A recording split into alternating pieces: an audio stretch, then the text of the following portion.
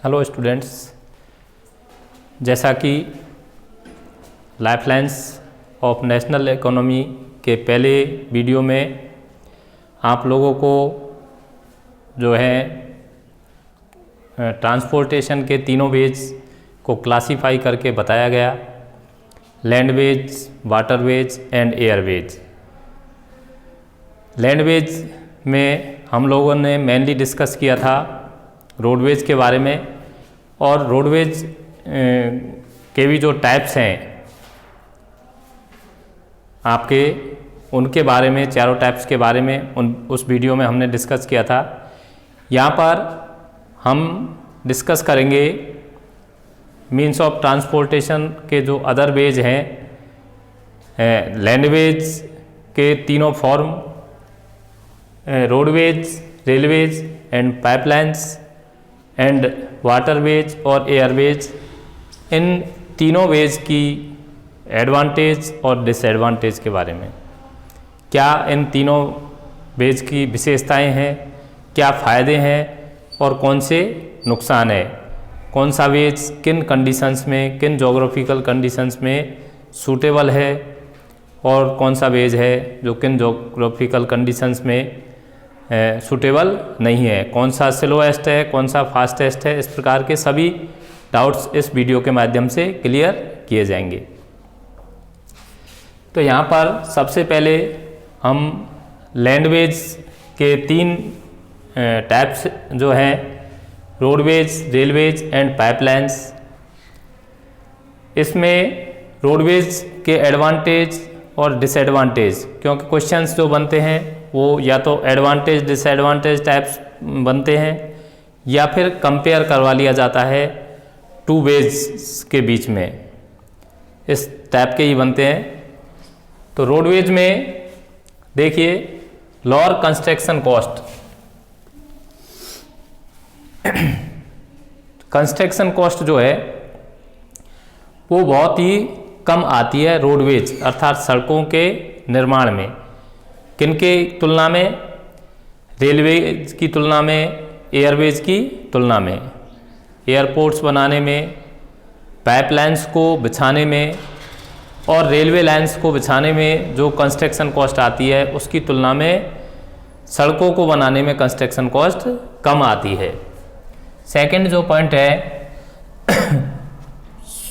Short distance, roadways जो है ये door to door service provide करवाती है, अर्थात हम अपने घर से किसी शहर के लिए, कहीं के लिए भी बसों के माध्यम से या जो है सड़क परिवहन, रोड ट्रांसपोर्टेशन के अदर किसी माध्यम से जा सकते हैं। जबकि एरोप्लेन में यात्रा करने के लिए एयरपोर्ट पहुंचना होगा, रेलवे में ट्रेवल करने के लिए रेलवे स्टेशन पहुंचना होगा। ऐसी कंडीशन रोडवेज में नहीं होती। रोडवेज की कनेक्टिविटी डोर टू डोर सभी जगह के लिए अवेलेबल होती है, क्योंकि रोड्स लगभग सभी जगह बने हुए होते हैं, मेटल फॉर्म में या अनमेटल फॉर्म में। Link between railway station, airport and C port,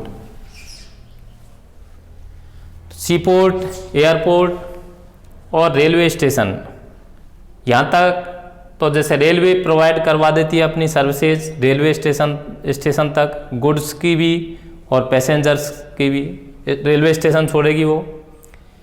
Airways जो सर्विस है, एरोप्लेन्स वगैरह हैं, वो एयरपोर्ट तक छोड़ेंगे चीज़ों को। वाटरवेज के माध्यम से सीपोर्ट्स जो हैं वो गुड्स को सीपोर्ट्स तक छोड़ते हैं। उसके बाद में देश के डिफरेंट पार्ट्स में, डिफरेंट लोकेशंस में ये सारी चीज़ें, गुड्स जो पहुंचती है वो रोडवेज, मेनली रोडवेज के माध्यम से ही पहुंचती है शॉर्टेस्ट डिस्टेंस में। लॉन्गेस्ट डिस्टेंस वाली बात है तो वहाँ पर रेलवेज भी काम में आती है, लेकिन रेलवे मेन लोकेशन तक चीज़ों को या पैसेंजर्स को नहीं पहुंचा पाती है, क्योंकि संभव ही नहीं है कि रेलवे लाइन प्रत्येक जगह के लिए बिछाई जा सके। Can we let anywhere slopes mountains,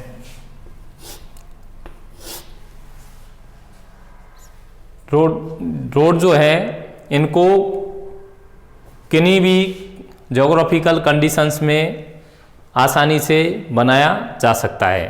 slopes ढलान वाले एरियाज़ में, माउंटेन्स वाले जो एरियाज़ है उनमें भी रोड कंस्ट्रक्शन किया जा सकता है। हालांकि लागत ज़्यादा आती है, श्रम ज़्यादा होता है, लेकिन माउंटेन्स और स्लोप्स वाले एरियाज़ में रेलवे किसी भी हालत में अपनी रेल लाइनें नहीं बिछा सकती। रेलवे ऐसे एरियाज़ में किसी भी हालत में सक्सेसफुली नहीं है। तो ऐसी स्थितियों में रोडवेज बेहतर जो है वो माध्यम होता है आवागमन के लिए। सेकंड जो वेज है हमारा लैंड ट्रांसपोर्टेशन लैंडवेज का, वो है रेलवेज। रेलवेज जो है ये cheapest mode of transport for passengers. तो आप लोगों को ये याद रखना है अच्छे से कि ये चीपेस्ट, बहुत ही चीपेस्ट वो है, मतलब कम लागत से यात्रा की जा सकती है। किराया जो होता है रेलवे का वो बहुत ही कम होता है पैसेंजर्स के लिए, स्पेशली फॉर पैसेंजर्स। तो यात्री किराया अन्य जो वेज हैं उनकी तुलना में, स्पेशली रोडवेज, एयरवेज, इनकी तुलना में रेलवेज का जो किराया है वो बहुत ही कम होता है।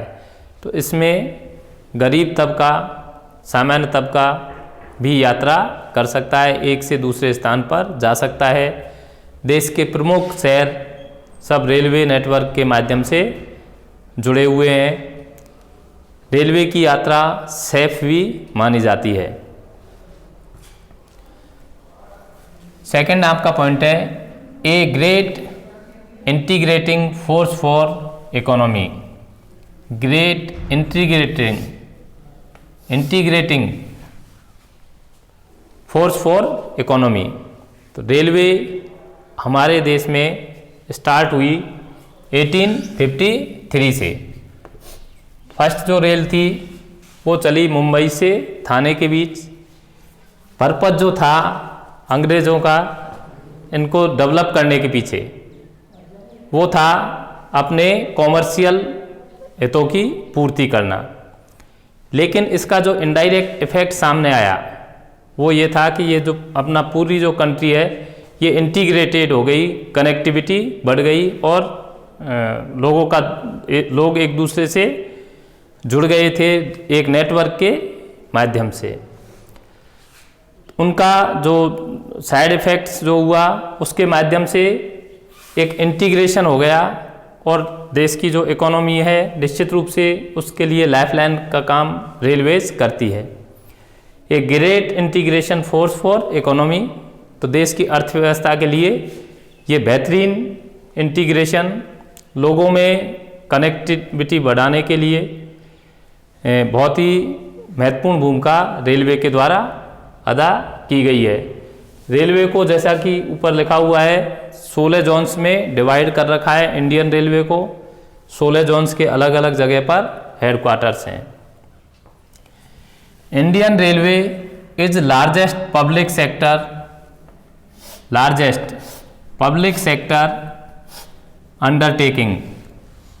भारतीय रेल जो है ये पब्लिक सेक्टर का सबसे बड़ा उपक्रम है। सबसे ज़्यादा एम्प्लॉयमेंट जो है वो इंडियन रेलवे प्रोवाइड करवाता है इंडियन सिटीजन्स को, अर्थात सरकारी क्षेत्र का सबसे बड़ा जो उपक्रम है वो रेलवेज है। थर्ड जो है वो है पाइपलाइंस। पाइपलाइंस में new found means of transportation. Pipelines में भी ट्रांसपोर्टेशन हो सकता है। बताइए कैसे? पाइपलाइंस के माध्यम से लिक्विड फॉर्म में चीज़ों को एक जगह से दूसरी जगह भेजा जाता है। जैसे कि एग्जाम्पल के रूप में हम ये ऐसा समझते हैं कि हमारे घरों में जो पानी आता है वो पाइपलाइंस के माध्यम से ही आता है। नल जो आते हैं पाइपलाइंस, पाइपलाइन जो बिछी हुई होती है उसकी साइज़ कम हो सकती है, और जब बड़े स्तर पर एक बेज के रूप में वर्क करें, ट्रांसपोर्टेशन के रूप में पाइपलाइंस को काम में लेते हैं, वहाँ बड़ी बड़ी लाइनें बिछाई जाती हैं। शुरुआती दौर में पाइपलाइंस जो है ट्रांसपोर्टेशन वे, ये वाटर ट्रांसपोर्टेशन के लिए काम में लिया जाता था। बड़े शहरों में वाटर की सप्लाई जो होती थी बड़ी पाइपलाइंस के माध्यम से, डैम्स से सिटीज़ तक पानी पाइपलाइंस के माध्यम से ही पहुंचता था। वर्तमान समय में वाटर के अलावा दूसरी जो चीज़ें हैं, मिनरल्स हैं, क्रूड ऑयल है, अदर लिक्विड फॉर्म्स के सॉलिड मटेरियल्स भी हैं जिनको कि लिक्विड में कन्वर्ट किया जा सके, उनका ट्रांसपोर्टेशन भी पाइपलाइंस के द्वारा किया जा रहा है। पाइपलाइंस जो वे है ये, इसमें कोई ट्रैफिक बैरियर्स नहीं होते। एक एक करके हम सारे पॉइंट्स को देखते हैं। New found means of transportation, transportation का नया तरीका है। Maintenance cost is lower. Pipelines वे की सबसे बड़ी विशेषता यह है कि इसमें मेंटेनेंस कॉस्ट जो है वो एकदम नहीं आती या बहुत कम आती है, क्योंकि एक बार पाइपलाइंस बिछा दी, उन पाइपलाइंस में होकर के जनरली ज़मीन के नीचे होके बिछाई जाती हैं, उनमें होके लिक्विड फॉर्म में ट्रांसपोर्टेशन लिक्विड थिंग्स का होता रहता है। कोई मेंटेनेंस कॉस्ट उनमें नहीं आती है तो बहुत ही कम आती है। Solids can be transported when converted into salary. Salary means होता है कि सॉलिड फॉर्म के जो मिनरल्स हैं उनको उनमें पानी मिला करके, वाटर मिक्स करके, और उनको लिक्विड फॉर्म में कन्वर्ट कर दिया जाता है, और उन सॉलिड चीज़ों को भी पाइपलाइंस के माध्यम से एक स्थान से दूसरे स्थान पर भेज दिया जाता है।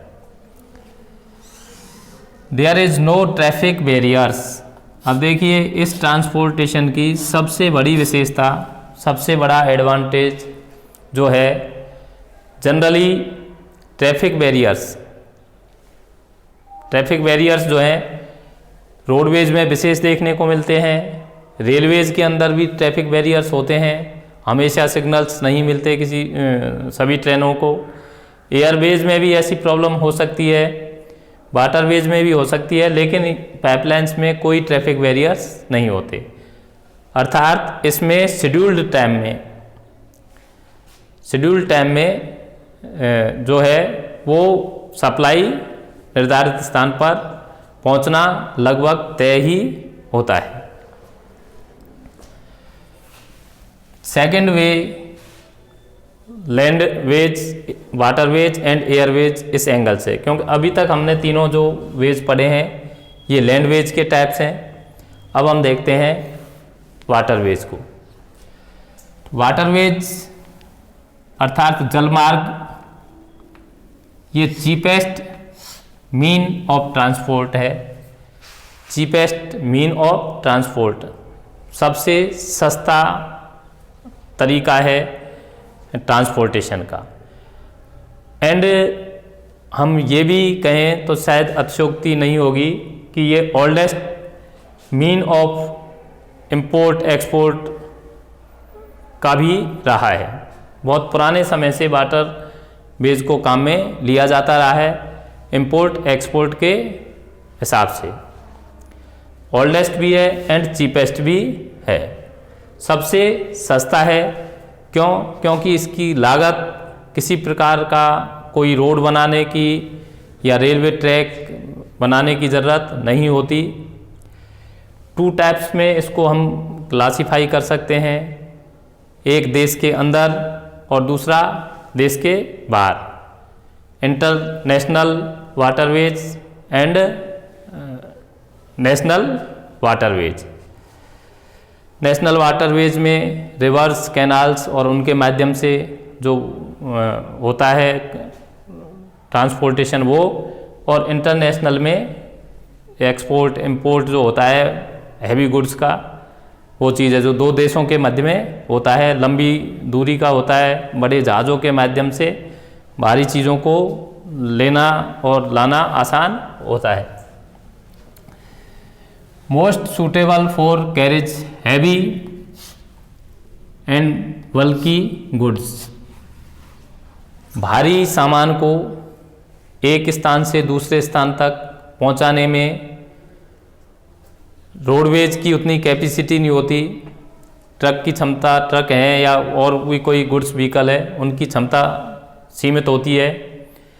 रेलवेज जो है ये स्थल पर, लैंड पर चल सकती है, जबकि जहाँ पर हमें जहाँ पर सी हो बीच में, 2 कंट्रीज के बीच में, 2 प्लेसेज के बीच में, वहाँ चीज़ों को पहुँचाना हो तो वाटरवेज सबसे बेस्ट होता है। सबसे सस्ता इसलिए होता है कि एक जो जहाज़ है पानी का, उसमें कई ट्रेन्स के जो वैगन्स है उतना मटेरियल रखा जा सकता है, और किसी भी प्रकार का कोई कंस्ट्रक्शन कॉस्ट उसमें आती नहीं है, इसलिए चीपेस्ट वे है। Fuel efficient and eco friendly.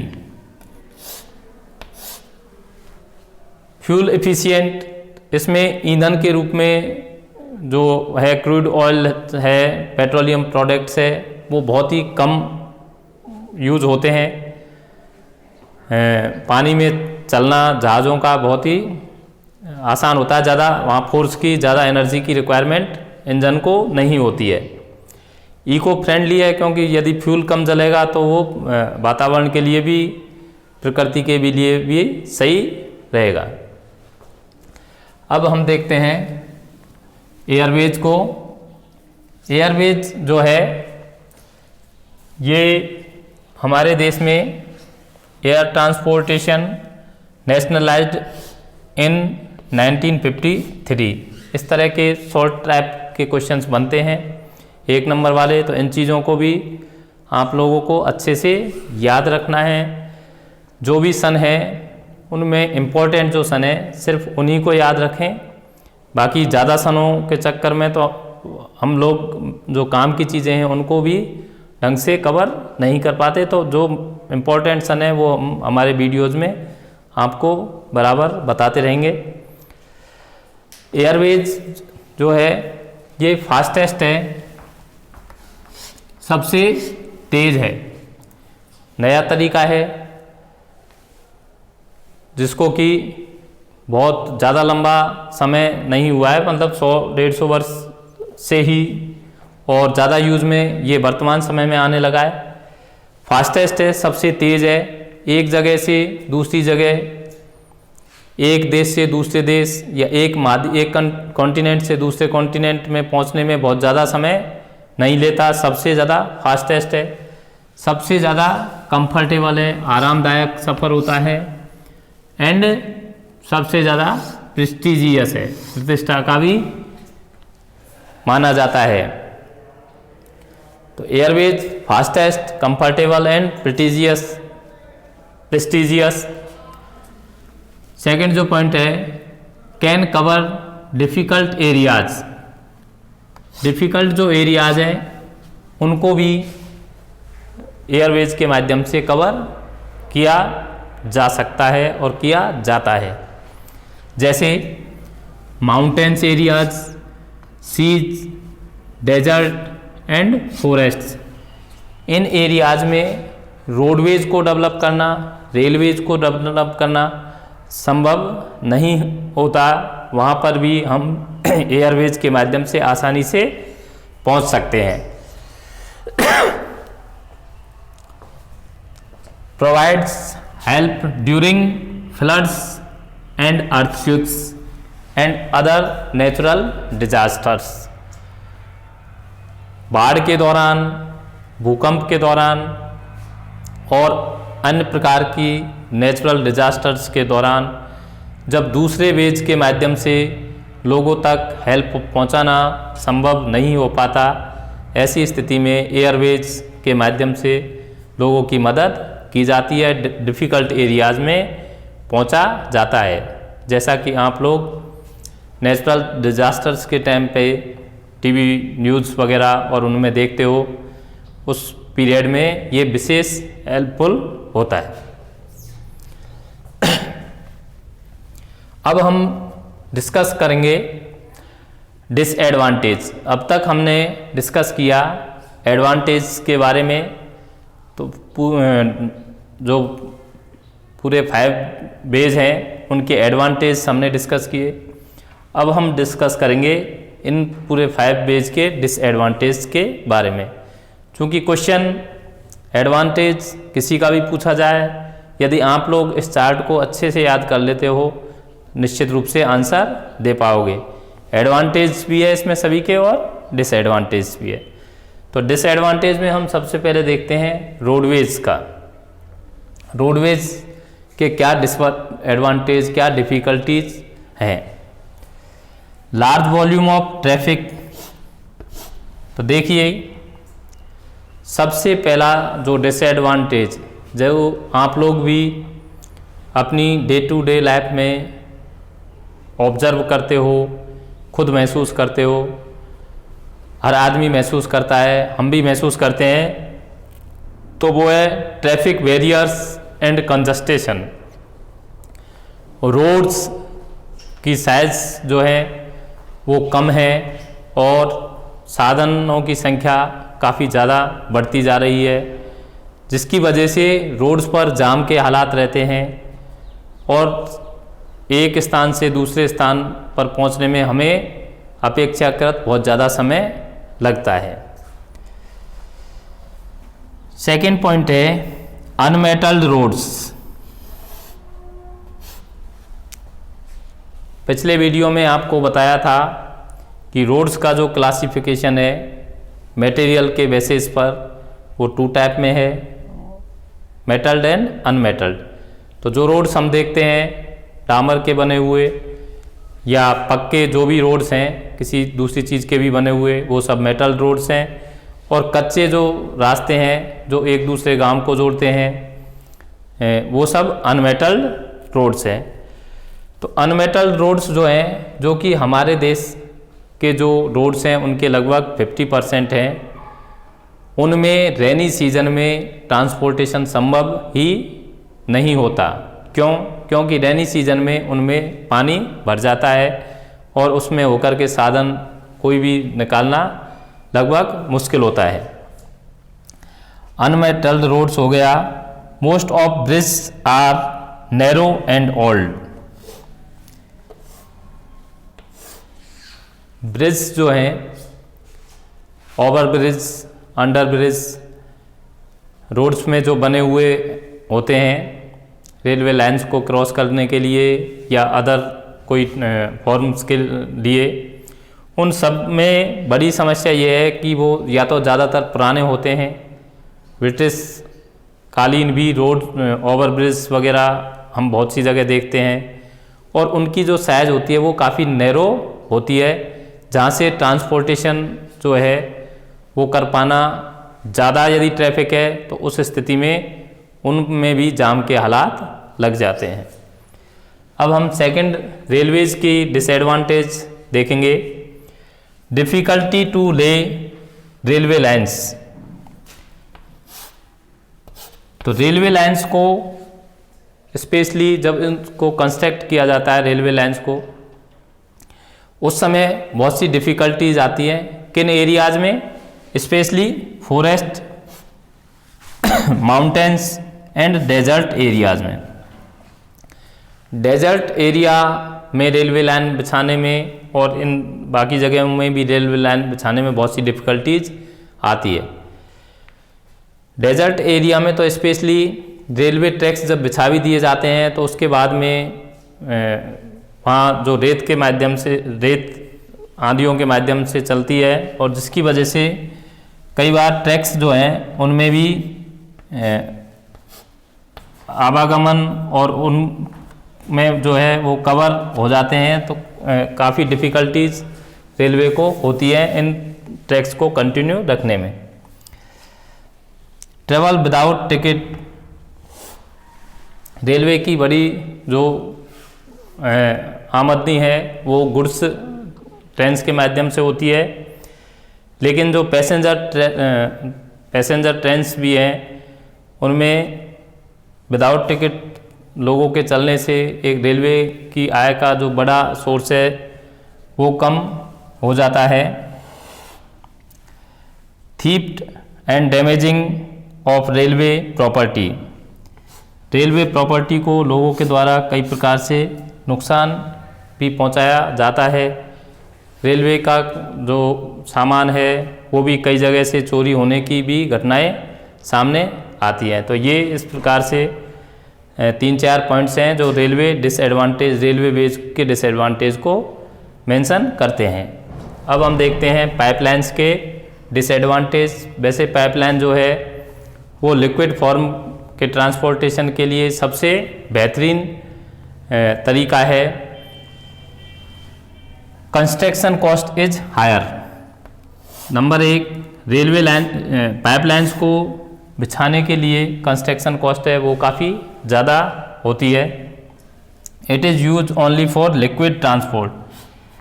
सबसे बड़ा जो डिसएडवांटेज है पाइपलाइंस का वो ये है कि इसको पैसेंजर पर्पस से यूज नहीं किया जा सकता। पाइपलाइंस को इनमें लिक्विड फॉर्म में ही गुड्स को ट्रांसपोर्ट किया जा सकता है।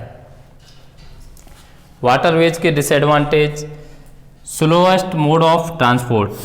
वाटरवेज जो है ये सबसे स्लोएस्ट मोड है, सबसे ज़्यादा समय लेने वाला वेज है, जिसमें बहुत समय के बाद गुड्स एक स्थान से दूसरे स्थान पर पहुंच पाती है। जैसे एयरवेज जो है ये फास्टेस्ट है, तो वाटरवेज जो है ये स्लोएस्ट है। It is use for mainly for trade purpose. Waterways का उपयोग मुख्य रूप से ट्रेड, व्यापार के पर्पज़ से होता है, और ट्रेड में भी इंपोर्ट और एक्सपोर्ट पर्पज़ से। दो कंट्रियों के बीच में जब वस्तुएं या सेवाएं खरीदी बेची जाती हैं, उनके लिए इंपोर्ट एक्सपोर्ट टर्म काम में ली जाती है। तो लॉन्ग डिस्टेंस की इंपोर्ट एक्सपोर्ट के लिए ये मेनली काम आता है। पैसेंजर के रूप में इसका उपयोग बहुत कम है।